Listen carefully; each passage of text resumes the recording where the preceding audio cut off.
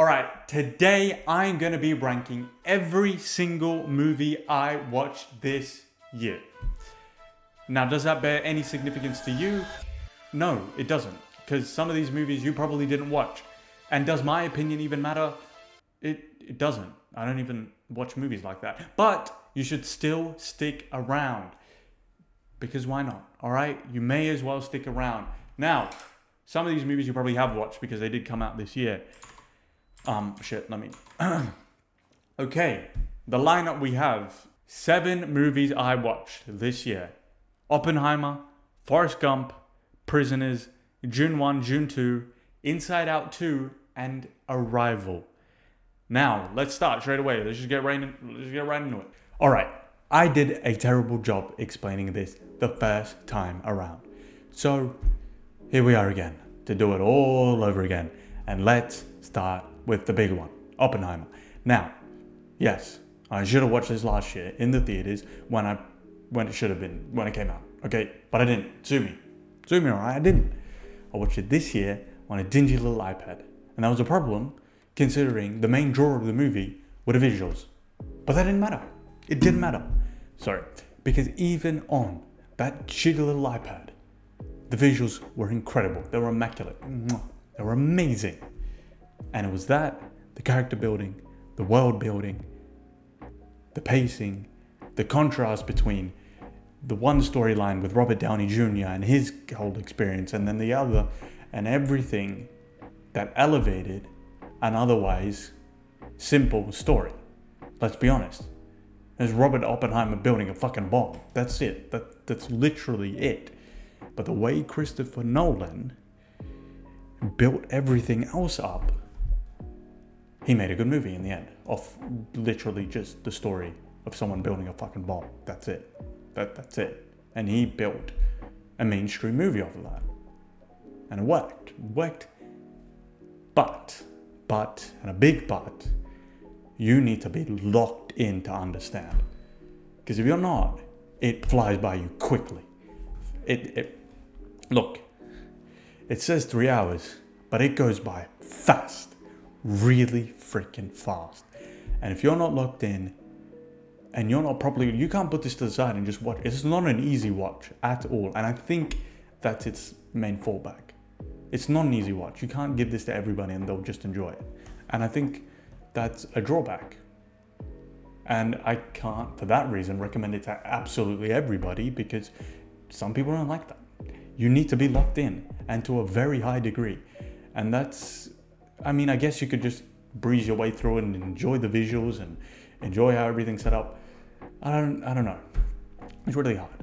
And the main thing that amazes me about this is how he built an incredibly suspenseful, thrilling story about a really old scientist who built the first nuclear bomb or atomic bomb, or whatever it was. Now, obviously, the weight of that event is huge. It's immense. But for a documentary, you never really thought it would be for a movie. And somehow he pulled it off. And I think that's amazing. But as I said, it's a hard watch. I mean, it's not an easy watch. Sorry. Fuck me. It's not an easy watch. And for that reason. Next. Yeah, this is old. It ain't new. But it's an all-time classic, and that's why I had to get around to watching it. Because I don't really like watching movies, and now I've kind of gotten into it, so I had to watch all the all-time classics. And this was one from this year, I think. Might have been last year, I don't know. Forrest Gump. Life is like a box of chocolate. Okay, that's okay. Chill out, sorry. This is a feel-good movie. Tom Hanks and his ability to play the role of a man with a low IQ is a better way than I can put it. Is inexplicably amazing. That's all I will say. But it's a feel-good story. What else can you say? It's one man with, as they explain it, a low IQ and his experiences with certain situations, with certain people, and how he navigates them, and how he has a more of a positive outlook in those situations and with those people, despite everything around him seeming to crumble. And it's just that. It's a feel-good story, and for that reason, it is a must-watch. It puts a smile on your face. At the end of the movie, you'll have a smile on your face, whether you're emotional or not. That's kind of a fact. No, it's not a fact actually, but that's basically it. That's all I can say. And for that reason, it's S tier. It's a must-watch. Next. All right, the next movie, Prisoners. Now, if there was ever a movie that kept you at the edge of your seat for all 2.5 hours, this is it. Gripping, enthralling, captivating, squeamishly cringy. Okay, wait, that's not a good way to put it. It's all those three that I said, but there's also some very unnerving, creepy, squeamish scenes that still send shivers down the back of my spine. But apart from that, and those really, really bad scenes, I mean, they fit with the theme of the movie, and they make everything they enhance the thrilling aspect of it, so it's fine, but there's still very squeamish, like, scenes, like, ugh. But edge of the seat thriller, one of the best of all time, I think. That doesn't mean much coming from me, but this is a must-watch. Again, another one, and it's a banger.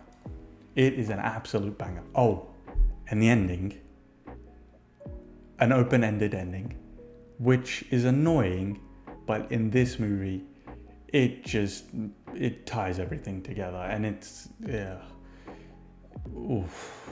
It's just, yeah, I can't put it into words. You have to watch this, and it's a must-watch, so it goes in S tier. Next, Dune 1 and Dune 2, they come in a package because I watched them both at once, all right? Now, I have a gripe with these movies.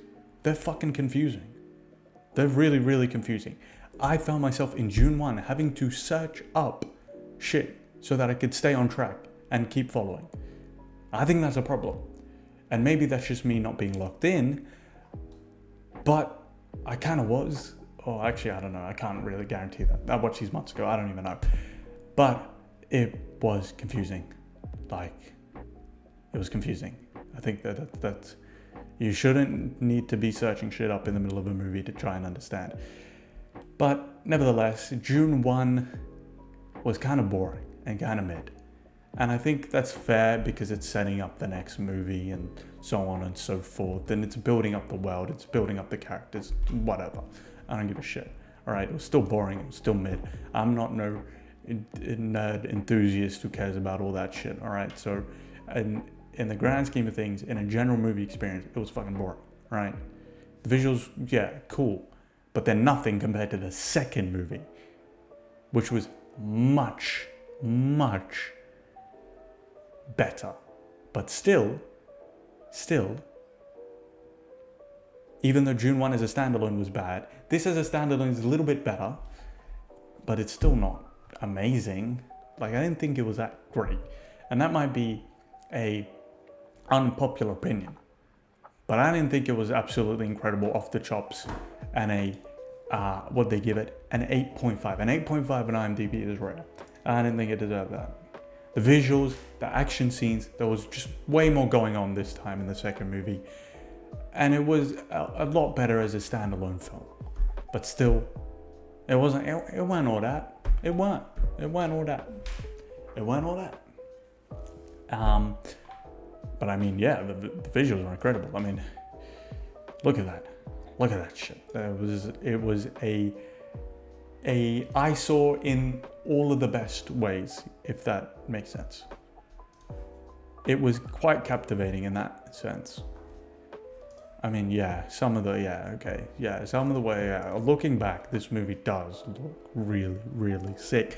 But that does not change how I felt about actually watching the movie. Because even in this one, I was kind of confused. And I don't think I had to search up anything in this one because it was less about the political stuff that goes on in that world and more about the actual action. But still a very not great film. I don't know. These two come as a package. Dune 1, see, it was mid. It's boring.